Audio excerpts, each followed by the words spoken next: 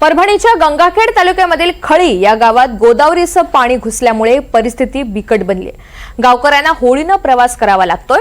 40 वर्ष जुना पूल गोदा नदीच्या पाण्यात बुडाल्यामुळे नवीन पूल देण्याची मागणी सध्या गावकरी करतात। जवळपास 4 ते 5 गावांचा संपर्क या पुलावरून पाणी गेल्यामुळे तुटलेला आहे आणि असाच आढावा घेतलाय आमचे प्रतिनिधी दिवाकर माने यांनी।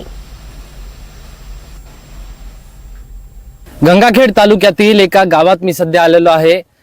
ह्या होडीमध्ये मी सध्या बसून एक गाव आहे तिथे पोहोचत आहे। त्या गावाला अक्षरशः गोदावरी नदीने वेढा घातलेला आहे आणि त्यामुळे हे गावकरी ह्या तराफ्यातून रोज ये जा करत आहेत। मागील 2 दिवसांपासून हे ये जा त्यांचं चालू आहे। तर जवळपास 1 किलोमीटर लांब ही गोदावरी नदी आहे। ते पात्र फुटून पाणी सगळं ह्या गावामध्ये आलेलं आहे। माझ्यासोबत इथले काही रहिवासी आहेत, त्यांना आपण बोलूयात। किती दिवस झाले दादा हे पाणी आहे? आता मागची 2 दिवस झालं पाणी आहे आणि आम्हाला खूप त्रास होते गावाच्या पलीकडे जायला, कारण पूर्ण संपर्क तुटलेला आहे गावाचा। त्याच्यामध्ये प्रशासनातर्फे कोणी आलं होतं? काही मदत, काही रस्त्याचं काही बोलणं झालं? प्रशासनाकडून अजून काही आलेलं नाही कोणी। यावेळेस म्हणजे आमच्या गावकऱ्यांनी वेळोवेळी मागणी केली होती की हा जो रस्ता आहे या रस्त्यावर मोठा पूल करणं आवश्यक आहे। जर ह्या पूल जर केला तर हे खळीच नाही तर चिंचटाकळी, गौंडगाव, सावंगी आणि दहारासूर मार्गे जोडल्या जाणारा हा रस्ता आहे।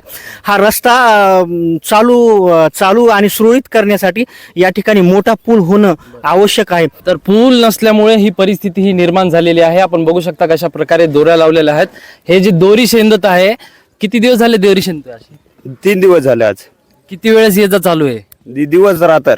दिवस रात्र। काल तुम्ही सांगत होते काही एक प्रेग्नेंट महिला होती, तिला घेऊन गेले होते? हा, रात्री 2 वाजता गेलतो। 2 वाजता गेले। तर बघितलं तर एकंदरीतच हे बिकट परिस्थिती ह्या गावामध्ये आहे। एक महिला जिची डिलिव्हरी होती त्याला काल रात्री 2 वाजता ह्याच तराफ्यामध्ये घेऊन जाण्यात आलं होतं।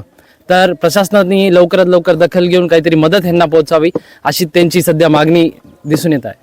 NDTV मराठीसाठी दिवाकर माने, परभणी।